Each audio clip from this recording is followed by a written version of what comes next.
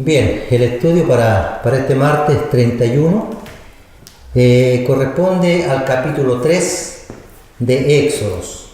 Mientras usted busca el capítulo en su casita, ahí junto a la familia, voy a pedir también que usted abra su Biblia en el capítulo 3 y disponga su corazón para lo que el Señor hoy día nos quiere enseñar. Mientras usted abre su Biblia, yo voy a orar al Señor para pedir dirección. Señor amado, también nosotros en esta hora abrimos nuestro corazón para aprender de ti, Señor. Ayúdanos, Señor, también a abrir nuestra mente, Dios amado, para poder recibir tu palabra, tu enseñanza que tú tienes para nosotros hoy día. Bendice a cada uno de mis hermanos que va a recibir este estudio, amado Dios. Unge mis labios, Señor, porque es tu palabra. En el nombre de Jesús, amén. Bien, estamos en el libro de Éxodo, capítulo 3.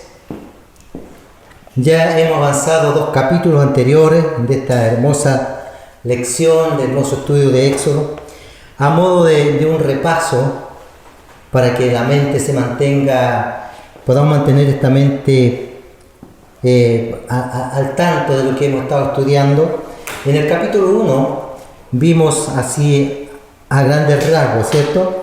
Vimos al pueblo de Israel esclavizado ya, ahora sufriendo en el mismo Egipto. Ya estas 70 personas se habían multiplicado y ahora estaban sufriendo. El personaje importante de este capítulo era José, si usted se recuerda bien. José es el personaje que estudiamos un poco y también vimos los motivos, la razón, el propósito del sufrimiento. Eso lo vimos en esa clase. Después pasamos al capítulo 2, donde aquí el personaje principal cambia. Y entramos ahora a conocer a Moisés. En este capítulo 2 también vimos al personaje Moisés y pudimos ver así, a grandes rasgos también, que Moisés es un hijo de esclavo, ¿cierto? Que fue echado al río, fue encontrada por la hija de Faraón, criada por la hija de Faraón, y después de grande también vimos en ese capítulo que hay un acontecimiento importante, lo que le ocurre a Moisés o lo que Moisés hace. Recordemos que Moisés cometió homicidio.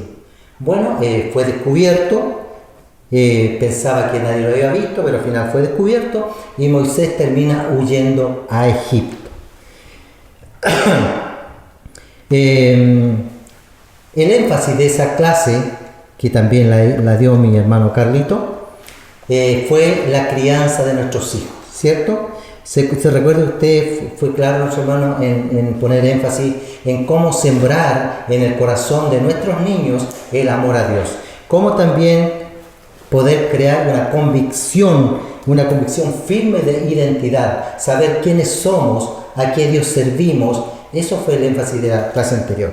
Y llegamos al capítulo 3. Pero antes de entrar al capítulo 3, como estamos viendo estos 2 personajes que vimos, José y Moisés, yo quiero hacer una pequeña comparación.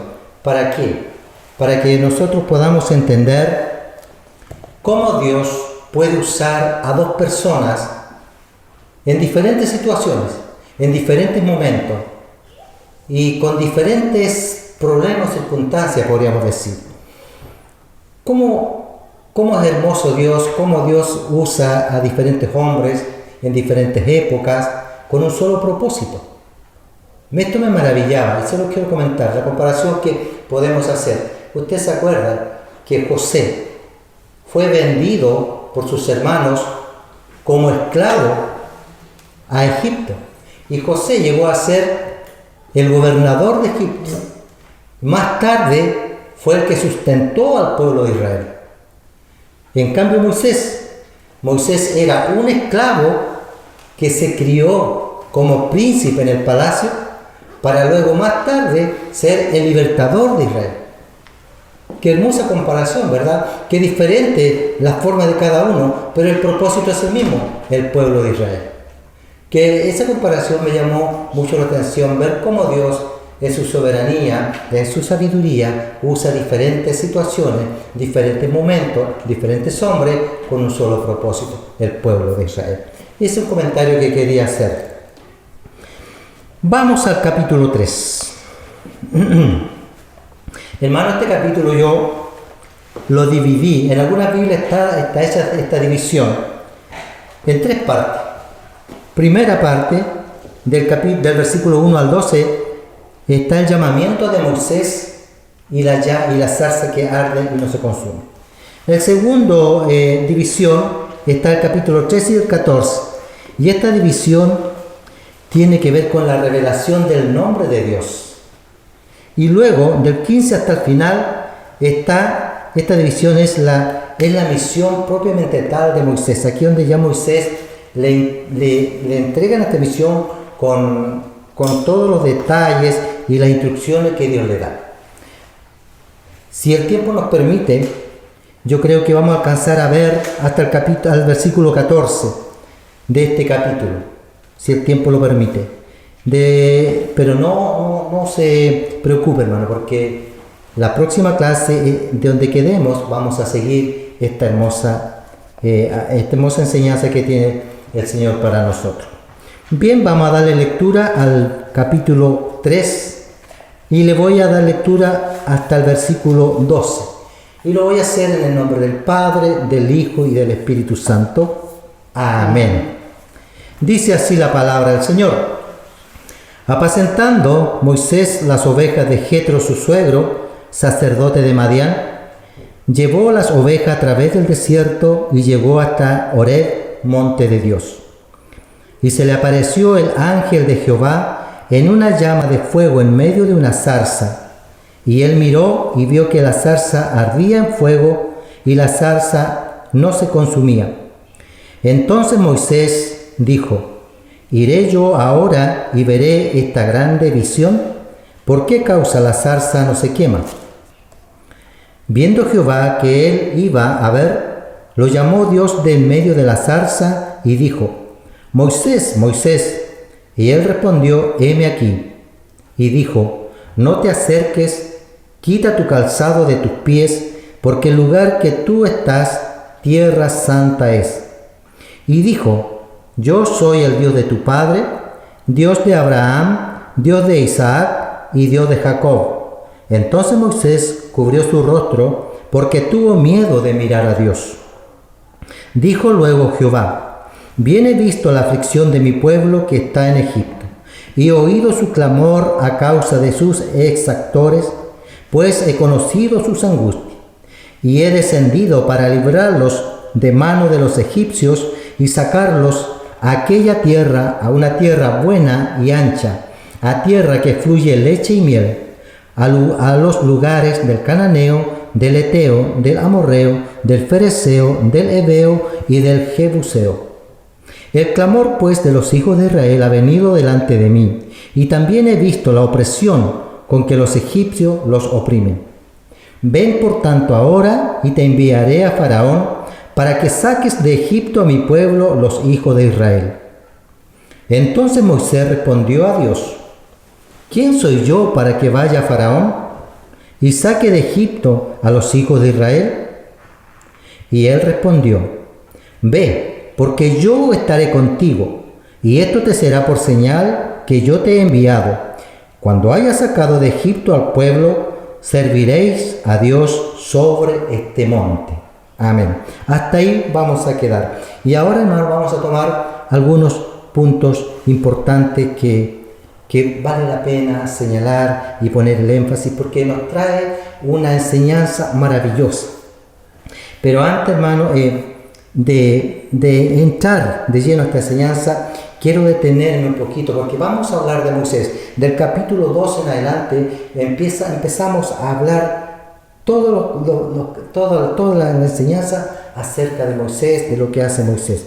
Quiero detenerme un momento en el carácter de Moisés.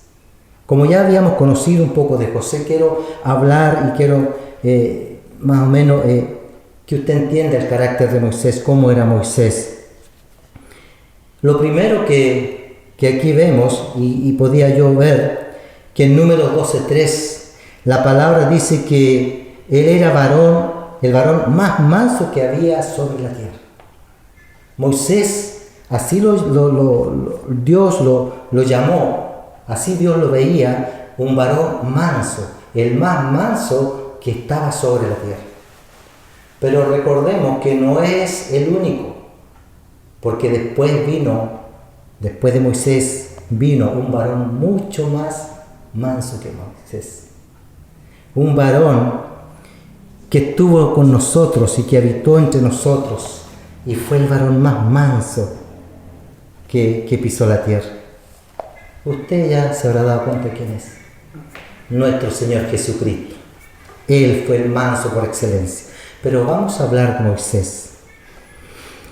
Dijimos que así lo cataloga la Escritura como el hombre más manso. Pero Moisés no siempre fue así.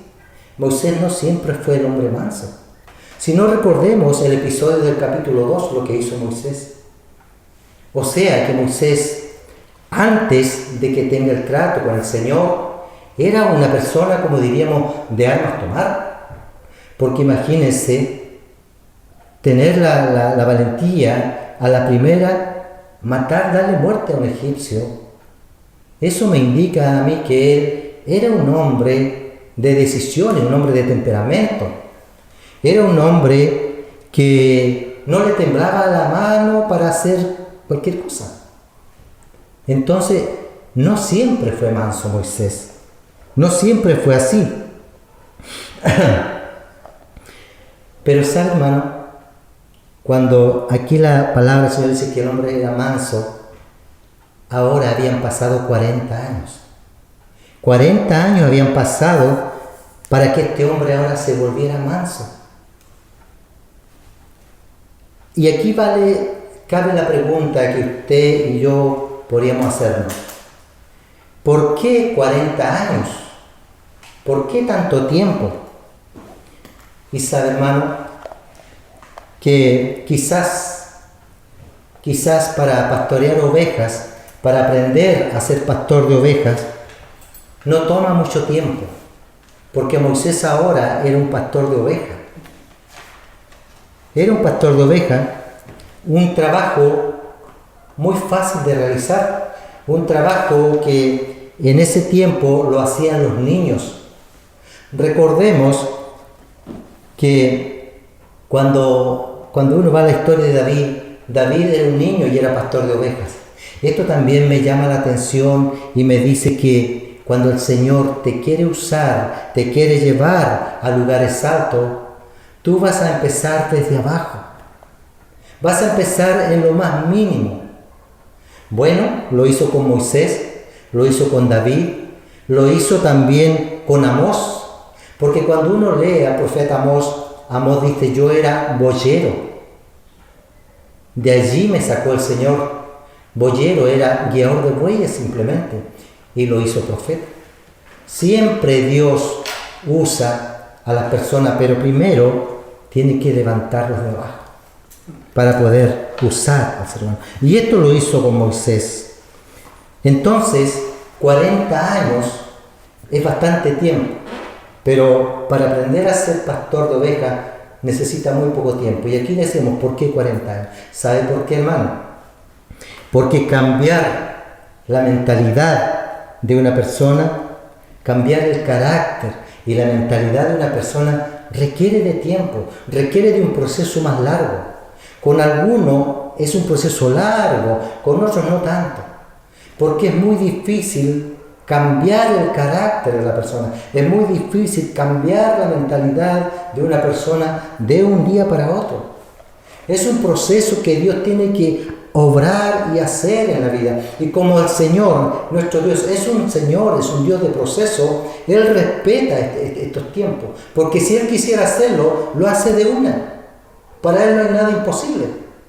Pero Dios, como es un Dios de proceso, Él respeta estos tiempos. Y lo hizo con Moisés, lo hizo con David, lo hizo con Amós, que le mencioné, lo está haciendo con usted y lo está haciendo conmigo.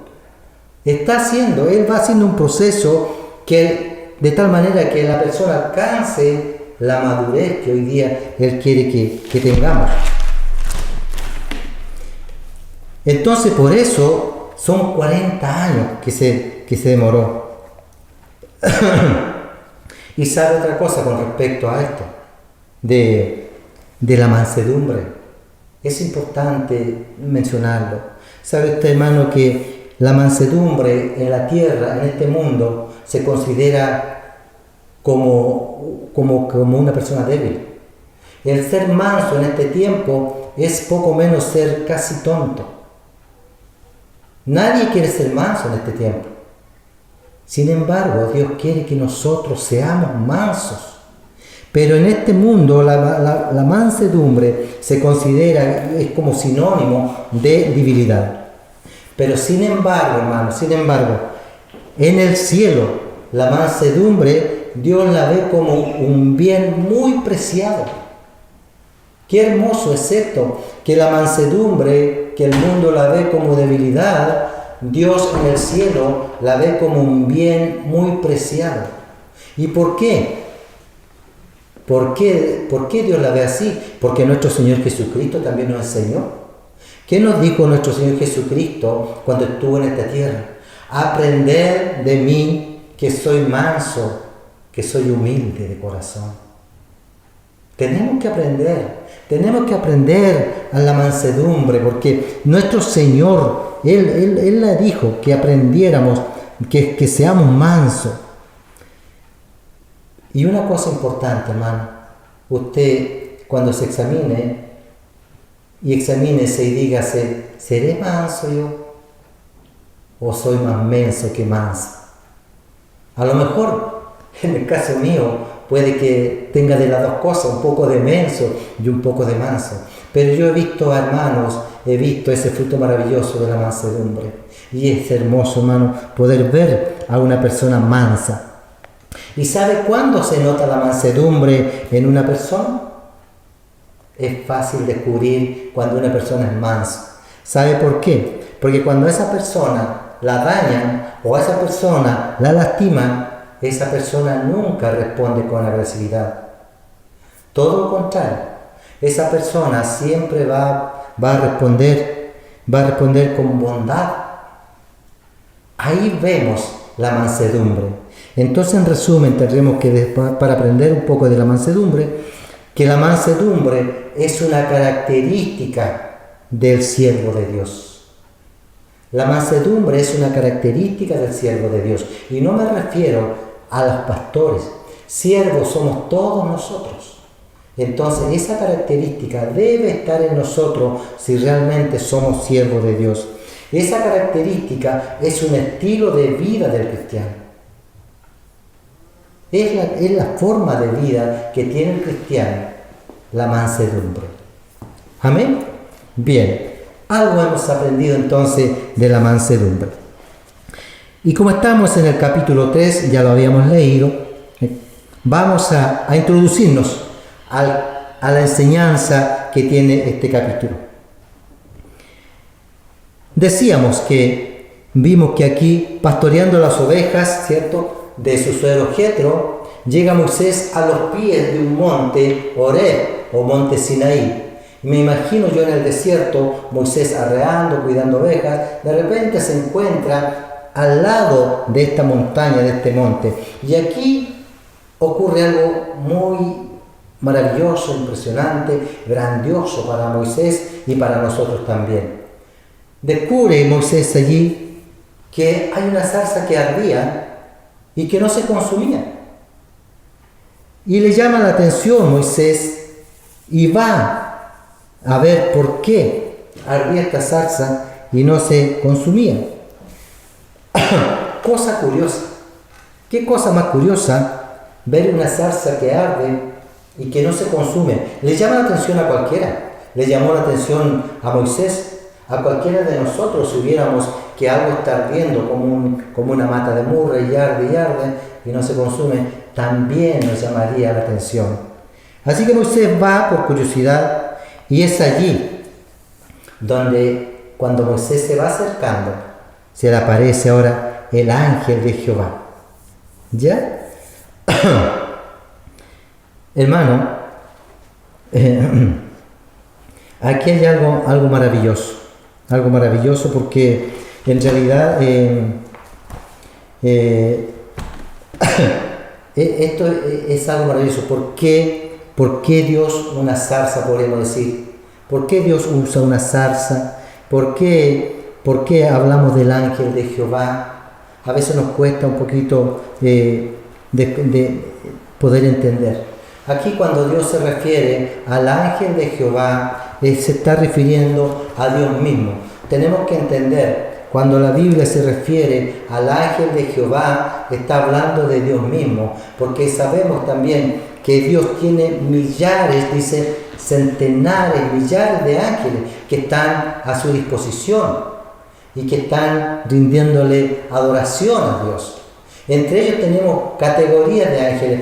Por mencionar algunos, tenemos al ángel mensajero de Dios, que la Biblia lo señala como el ángel Gabriel.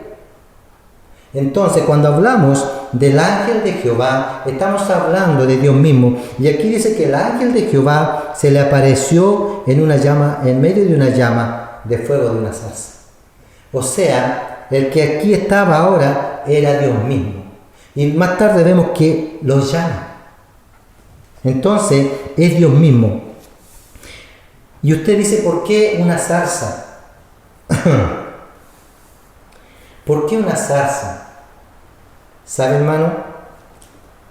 Dios usa cosas tan simples cuando quiere usar al hombre, cuando quiere llamar la atención del hombre. Siempre Dios usa cosas simples y comunes. ¿Por qué Dios no usó, yo me preguntaba, ¿por qué Dios no usó un roble? ¿O por qué Dios no usó un alerce, un árbol milenario? No sé, un árbol de madera que sea de madera noble. No, usó una zarza. Podríamos decir hoy en día, usó un espinillo. Para que lo entendamos, aquí en nuestro medio abunda el espinillo, y el espinillo no es nada más que muchas veces estorbo, es nada más que ensucia los campos. Aquí Dios estaba usando, por decirlo de una manera, un espinillo, algo sin valor. Y no usó un árbol de madera noble. Qué maravilloso, cómo es Dios de simple, cómo es Dios con nosotros, para que podamos entender su grandeza y podamos entender también lo que somos nosotros. Y podemos recordar a través de esto, yo me recordaba cuando Dios, mire, usó algo tan común y corriente, algo tan sencillo como una zarza. Cuando Dios formó al hombre, sabe que lo formó del barro, de algo tan común y corriente también. Porque usted vaya donde vaya, encuentra el barro. Usted va a un lugar muy hermoso donde haya mucha riqueza, usted bota agua en el suelo y forma barro. O sea, el barro está en todas partes. Entonces nosotros tenemos que ahí recién pensar, nosotros fuimos formados del barro, de algo común y corriente. De barro somos formados. Y muchas veces nosotros queremos creerle una gran cosa. Y simplemente fuimos tomados y formados del barro. Qué tremenda enseñanza que el Señor nos da. Así que ahora usted y yo no tienen motivos para creerse de nada. Fuimos formados del barro. Quizás nuestras hermanas, nuestras esposas puedan tener quizás un poquito esto de creerse algo más, porque dice la Escritura que ellas fueron formadas de hueso. Algo más sólido. Dice que la sacó de una costilla, por lo tanto ellas fueron formadas de hueso, de algo más sólido. ¿Ya? Pero tampoco se les vaya el humo a la cabeza a nuestras hermanas, porque la palabra dice que ante Dios somos iguales. Así que por esa parte deben estar siempre mirando a la par a Dios con nosotros, porque Dios nos ve a todos iguales. Entonces, qué maravilloso el Señor. No usó tampoco metales importantes como la plata, el oro, el cobre para formarnos, ¿no? Usó algo común y corriente como el barro.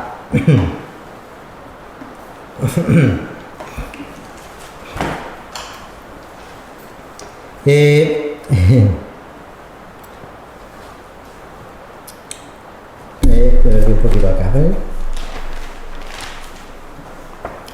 Estamos entonces en el versículo, viendo el versículo del 1 al 3. Luego tenemos el versículo 4 y 5.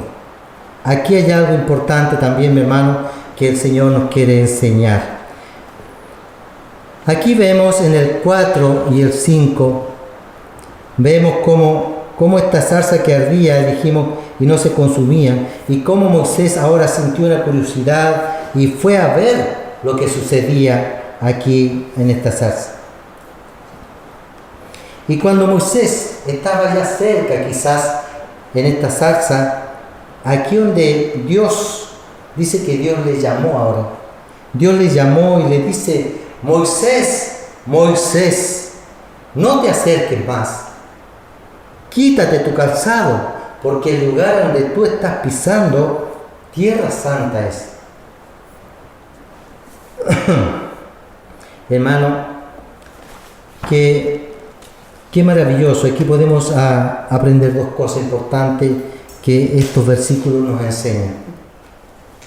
Primero, qué maravilloso es saber que cuando Dios llama a Moisés, lo llama por su nombre.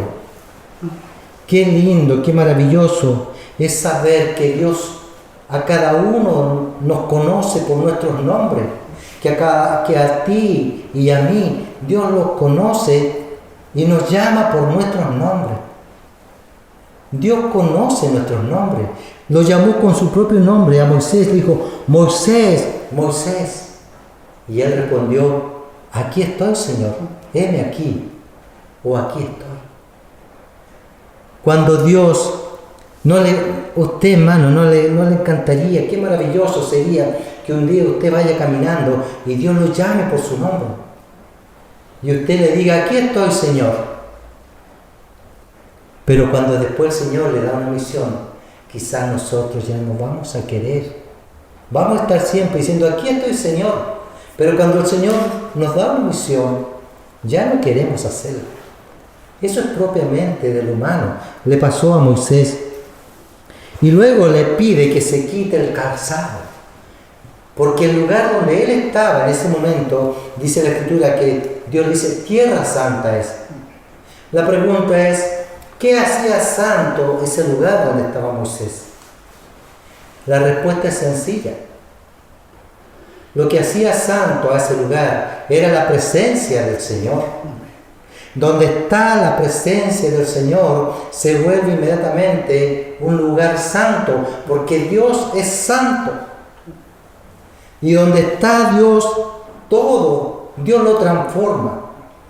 Entonces tenemos que nosotros aprender que donde está la presencia de Dios, nosotros ahora debemos tener absoluta reverencia. Y Dios nos pide que nos quitemos nuestros zapatos, que nos quitemos el calzado. Y Moisés lo hizo, se quitó el calzado. Y luego él tenía temor y no podía mirar a Dios. Pero como ya Moisés, su suegro Jetro, imagínense que era sacerdote, le habría hablado mucho de Dios, y él tuvo mucho temor y tuvo reverencia a Dios.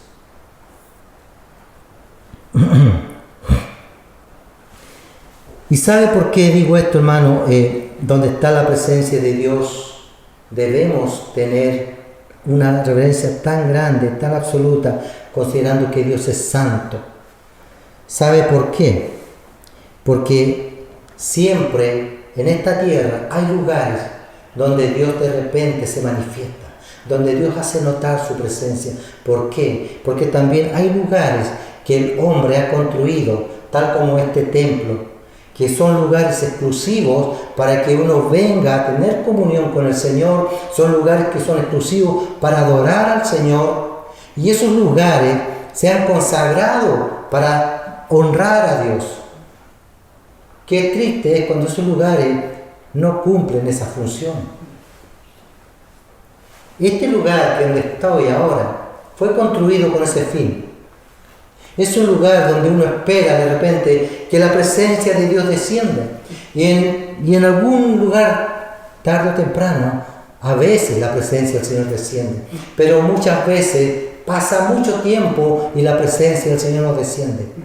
¿Por qué? Porque precisamente por esto, por la falta de reverencia de nosotros a esos lugares. ¿Qué quiero decir con esto? Alguien dijo una vez, ¿sabe, hermano? Alguien dijo una vez esta frase, no es mía, alguien lo dijo.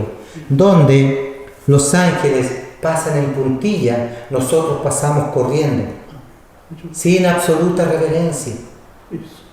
Qué importante aprender esto, amado hermano, que cuando nosotros estamos en la casa de Dios, el lugar que fue consagrado para adorar a Dios, podamos tener esa reverencia para ver si Dios desciende con su presencia y pueda volver todo el lugar santo.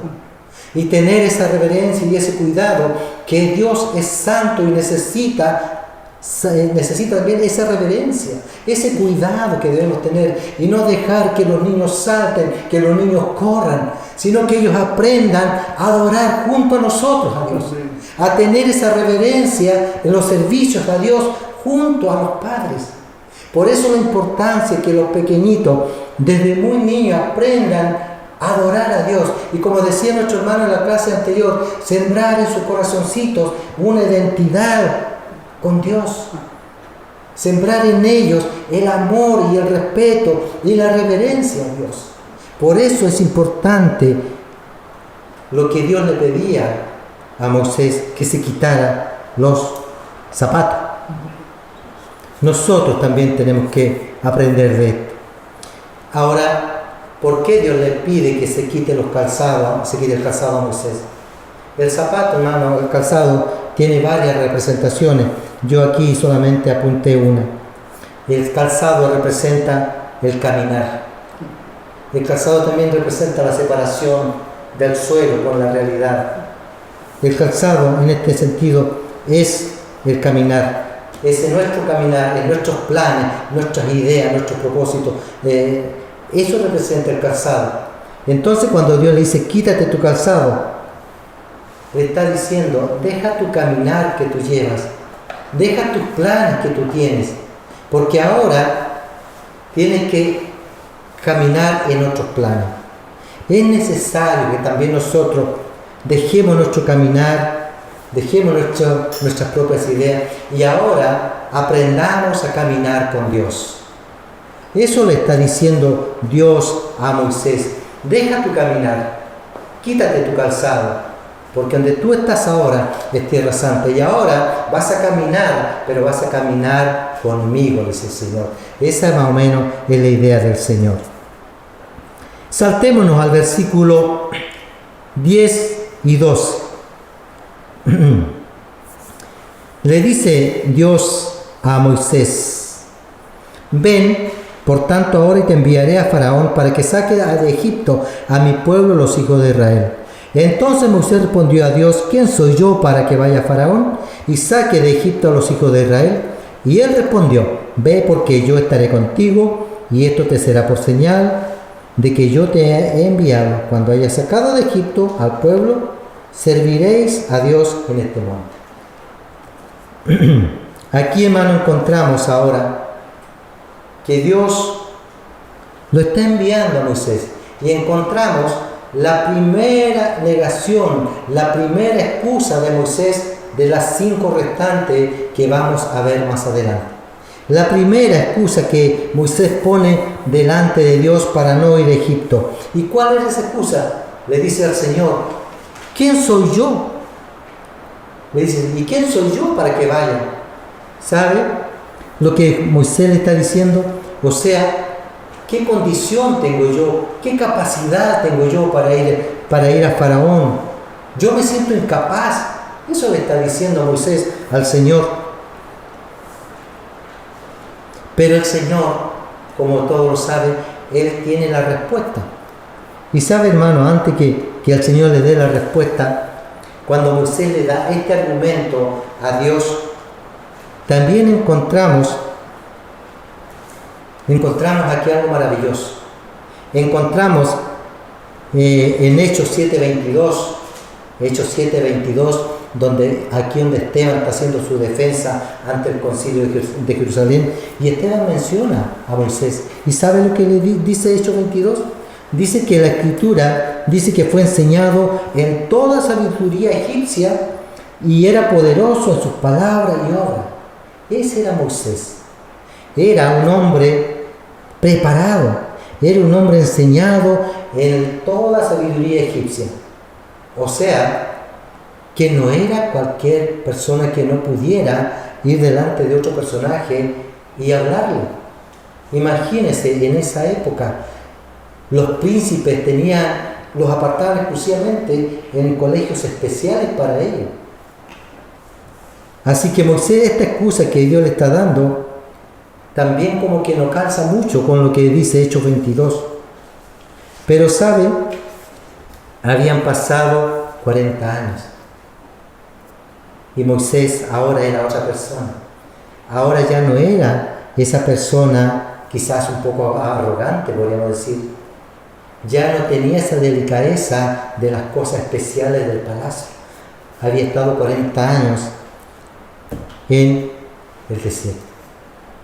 Entonces todo esto que Moisés había aprendido, ahora ya después de 40 años, después del trato que Dios había tenido con él, ya no servía de nada. Y qué bueno que sea así, hermano, qué bueno.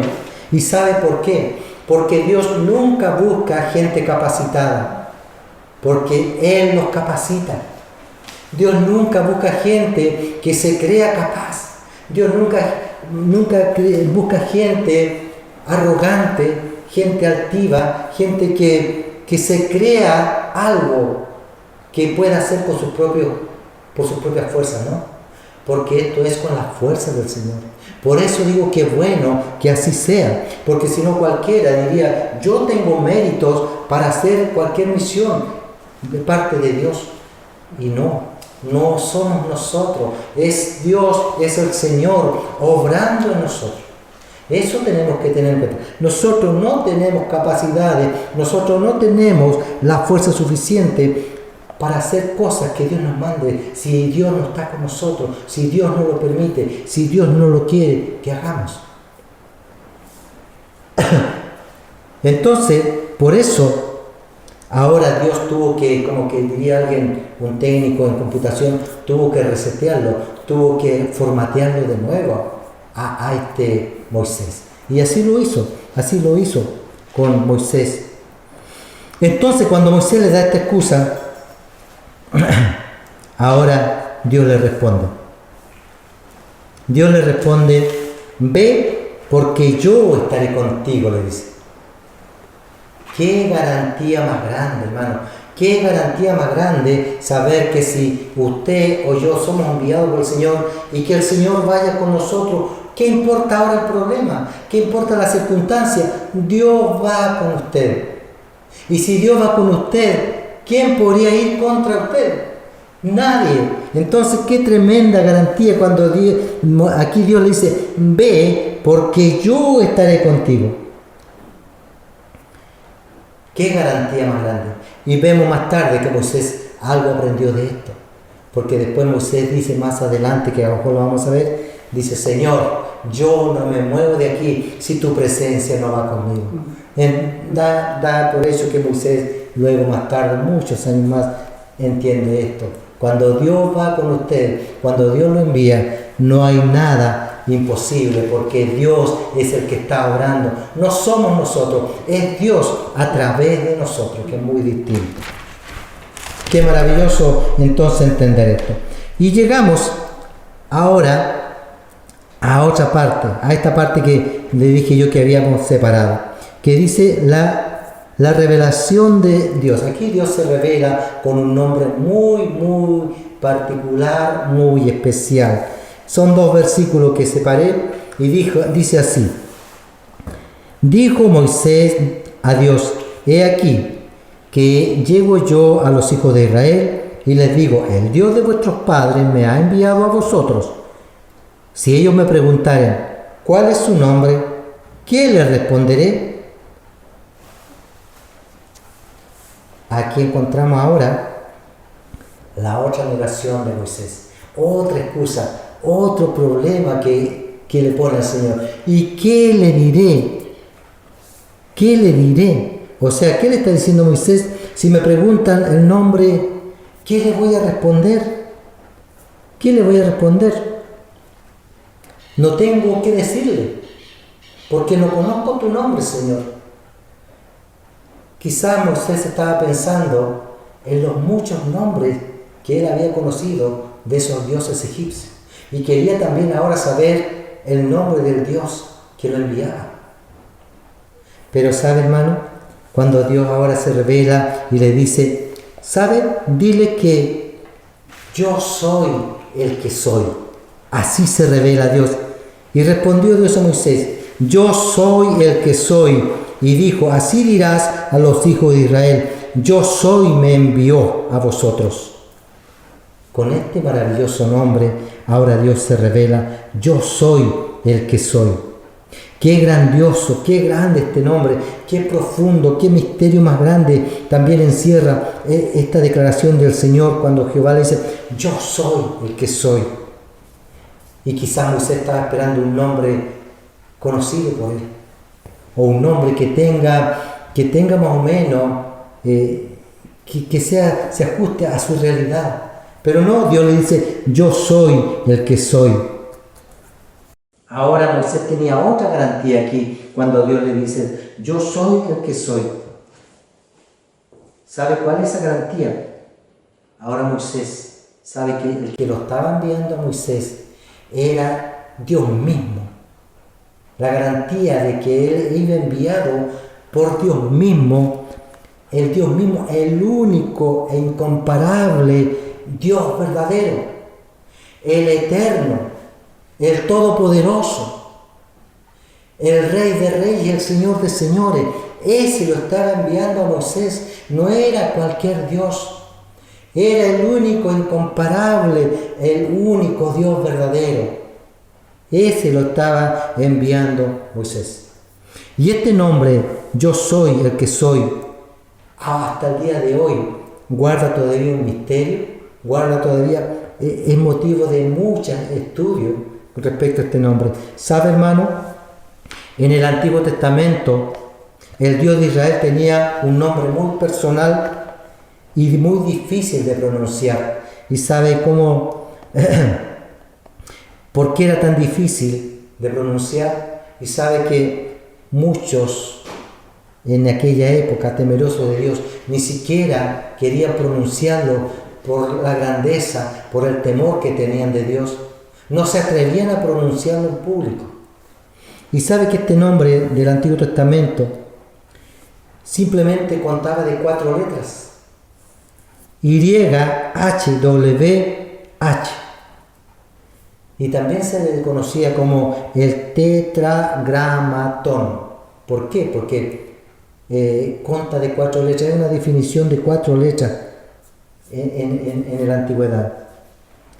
Sin embargo, hermano, este nombre de 4 letras, que es difícil de pronunciar porque simplemente son 4 consonantes, no tiene vocal.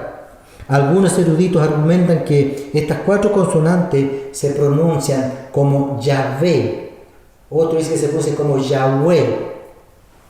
Hasta el día de hoy sigue esa discusión y aún no se tiene claro porque es tan grande, es tan profundo el nombre de Dios que aún cuesta pronunciar este nombre y cuesta saber definitivamente el origen. Pero los eruditos que les encanta estudiar tratan de poder llegar a un consenso buscando la etimología quizás de las letras, de todas estas letras, y llegan a esta conclusión de que se pronuncia como Yahvé, como Yahweh. Y esto significa, este nombre Yahvé tiene 3 significados. El primero es Él es. Otro significado que tiene, Él será. Y un tercer significado que tiene este nombre, Él hace que sea. Eso significa este nombre. Qué tremendo, qué profundo. Él es. Él será, Él hace que sea, significa este maravilloso nombre que Dios se reveló con ese nombre. Yo soy el que soy. No dijo un nombre, yo me llamo tanto, no, yo soy el que soy, demostrando su grandeza, hermano, demostrando que Él es el único Dios verdadero, el Todopoderoso, como lo dije. Qué grande es este nombre y que hasta el día de hoy aún todavía los estudiosos no logran ponerse de acuerdo en qué significa esto. Y yo creo que nunca se van a poder ponerse de acuerdo porque nuestra mente es tan finita y nuestro Dios es tan grande y profundo y su nombre es tan enorme que no logramos entender con nuestra pequeña mente. No lo vamos a entender. Quizás cuando estemos en el reino de los cielos, quizás Dios nos revele la etimología o el principio de su nombre. Pero eso será cuando estemos con una mente renovada completamente. Entonces, hermano, debido al tiempo, yo quiero llegar hasta aquí, hasta el versículo 14. Ya la misión propiamente tal de Moisés la va a ver en la próxima clase mi hermano Carlito también. Qué maravilloso entender que Moisés no pudo descifrar esto cuando le dice, ¿qué le diré? Moisés estaba acostumbrado, hermano, a escuchar nombres de dioses pequeños, los dioses de Egipto, y había muchos dioses cuando Moisés se crió, y quizás él pensaba que también este Dios ahora tenía un nombre como esos dioses de Egipto. Aún él esperaba que Dios se le regalara con un nombre, pero Dios no es así. Dice la palabra que sus pensamientos no son nuestros pensamientos, que sus caminos son mucho más altos que nuestros caminos. Por lo tanto, nunca vamos a llegar a entender en esta tierra a Dios por su grandeza, por su santidad. Nunca vamos a lograr a entenderlo. Simplemente vamos a acercarnos un poquito a comprender lo que Él nos permite, porque también la palabra del Señor nos dice que hay cosas reservadas que son exclusivamente del Señor. Y ahí nosotros no nos podemos meter. Qué maravilloso. Hasta aquí yo quiero dejar este estudio. Que Dios les bendiga. Pueden volver a leer este capítulo, ustedes hermanos allí, pueden volver a repasarlo y puedan volver orando al Señor. Pídale al Señor que Dios les muestre, que Dios en algún versículo, simplemente a veces un solo versículo, el Señor nos habla y nos revela algo maravilloso. Si usted clama al Señor de corazón, Dios se va a revelar. Así como lo hizo con Moisés, también lo va a hacer con usted. Así como tuvo un proceso con Moisés, lo está teniendo con usted y lo está teniendo conmigo ahora. Usted créale al Señor, créale que Dios lo que está obrando, aunque como dice una alabanza, no lo vemos, pero Él está obrando, tanto en su vida como en la mía. Créale al Señor, aférrese en este tiempo, aférrese al Señor con todo su corazón. Volvámonos a Dios, hermano. Es tiempo de volvernos y aferrarnos, abrazarnos a Dios y no soltarnos. Porque simplemente, hermano, ahí donde estamos seguros. Solamente Dios, el único, es el que puede parar todo lo que nosotros no podemos, el que puede hacer todo aquello que nosotros no podemos. En Él está el control de todas las cosas. Dios está en absoluto control de todo. Y qué hermoso es entender que Dios nos conoce y que Dios nos llama por nuestro nombre. Usted no se siente honrado y maravillado que Dios el día de mañana le diga, mira a Jaime, mira a Tito, mira a Pablo, que lo llame por su nombre. Qué lindo va a ser. Mira Pastor Carlos, mire Pastora Viviana, el Señor le va a llamar por su nombre a cada uno de nosotros. Y eso es maravilloso, saber que Dios nos conoce y que Dios nos conoce por nuestros nombres. Vamos a orar al Señor para que el Señor grabe esta palabra en nuestro corazón. Amado Dios, gracias. Gracias por tu palabra, por tu enseñanza que hoy día tú nos has entregado. Señor, gracias. Te alabamos, te bendecimos, glorificamos tu nombre, Dios eterno, porque tú eres nuestro Dios, tú eres el Todopoderoso, tú eres nuestro Dios. A ti clamamos, a ti confiamos, en ti esperamos, Señor. Gracias, Dios amado. Bendice a mis hermanos que escucharon esta tu palabra. En el nombre de Jesús. Amén. Agradecemos al Señor porque podemos estar en su casa trayendo esta hermosa tiempo de escuchar la palabra del Señor. Nuestro hermano Alberto ha estado hablando de Éxodo capítulo 3, cuando podemos ver la historia de Moisés y podemos aplicar esta palabra a lo cotidiano, a nuestras vidas. Vemos allí a un pastor de ovejas en el desierto de Madián, un hombre que está trabajando, está haciendo algo mientras viene el llamado de Dios. Dios no llama a ociosos, siempre está llamando a personas que están ocupadas porque están haciendo algo, porque en la obra del Señor hay que hacer algo, hay que hacer mucho, hay que enseñar, hay que predicar, hay que llevar el mensaje de salvación a muchos. Luego se le apareció el ángel de Jehová. Cuando aquí habla del ángel de Jehová, Moisés se arrodilla delante de él. Esto da a entender que es el mismo Dios. Cuando en la Biblia se habla del ángel de Jehová, está hablando del Dios Todopoderoso. Cuando se aparece un ángel, por así decirlo, un ángel común, que no tiene la categoría del ángel de Jehová, la gente no se puede arrodillar delante de los ángeles, ni rendirle honor, ni gloria. Pero sin embargo, delante del ángel de Jehová, vemos que recibe adoración. Por tanto, el ángel de Jehová es Dios mismo. Luego aquí hay una zarza que ardía, cuando Moisés la ve allí. Hay una zarza que ardía, pero no se consumía. Una zarza, un arbusto silvestre, una planta, y no fue una planta más representativa, sino este arbusto. Dios trata con cada uno de nosotros, no hace excepción de personas. La zarza esta no se consumía. Esto habla del fuego de Dios cuando nos envuelve. El fuego de Dios o cualquier proceso de la vida que Dios nos está haciendo pasar no es para destruirnos, es para transformarnos. También vemos aquí esto mismo en el pueblo de Israel a través de toda su historia, y el pueblo cristiano pasó múltiples persecuciones, pero no fue destruido. Entonces, cuando Dios está en nosotros, nos puede pasar por procesos, pero esos procesos nos ayudan para vivir, para avanzar hacia adelante. Hay tanta emoción en la vida del Éxodo, cómo Dios está tratando con cada una de aquellas personas, especialmente con Moisés. Cuando le habla personalmente, como decía nuestro hermano Alberto, le habla personalmente y lo nombra por su nombre. Dios nos conoce hasta nuestros más ocultos pensamientos, conoce también nuestras intenciones. El Dios Todopoderoso nos conoce. También le dice: quítate el calzado de tu pie.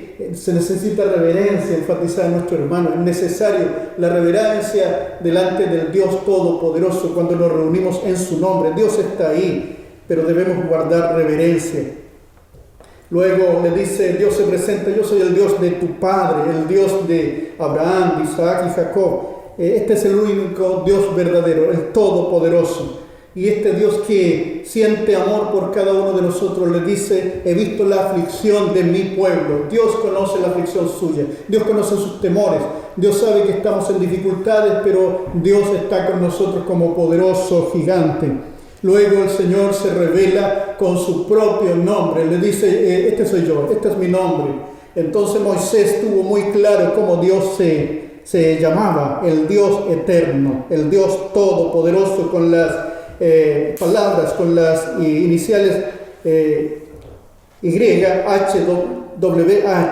Esto es el tetragrama, el tetragramatón, las 4 consonantes, las 4 letras que representan en los escritos el nombre del Dios eterno, cuyas vocales están escondidas allí en los escritos originales, pero también en las copias. Muchas copias tienen ahí escritas las vocales, de manera que este nombre se va a leer. Dice la escritura en el Apocalipsis que la gente llevaba el nombre del Dios eterno. Los cristianos, los creyentes en el Señor, llevaban el nombre del Dios eterno en sus frentes.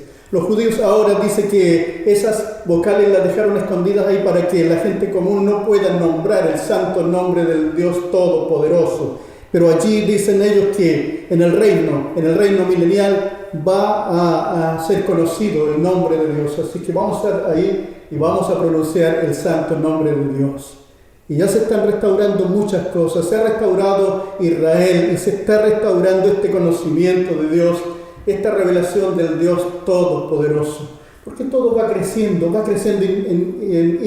intensidad. Está todo escrito en la Escritura, pero la revelación consiste en ir escarbando ahí en la Sagrada Escritura, y esto es emocionante. El ir por el Éxodo es un camino emocionante. Los animamos para el próximo martes otra vez estar ahí a los pies de Cristo, tratando de buscar esas perlas preciosas que contiene la palabra de Dios. El Señor bendiga a nuestro hermano Alberto, como también a nuestro hermano Carlos, que están trayendo esta palabra. Amén. El Señor bendiga vuestros hogares. Señor, bendigo cada hogar representado, cada hogar que se ha abierto a tu palabra. Bendíceles, guárdales, Señor, que ninguna plaga toque su morada. Señor, te pido, Señor, que tú estés sellando puertas y ventanas con el poder de la sangre del Cordero, la sangre de Cristo. Bendíceles, Señor, toca las vidas, guárdales, Señor, en tu nombre, en todo tiempo, en todo este tiempo de proceso. Líbrales de enfermedades, líbrales, Señor, de epidemias. Sean guardados en ti, en el nombre de Jesús nuestro Señor. Amén. El Señor les bendiga, hermanos.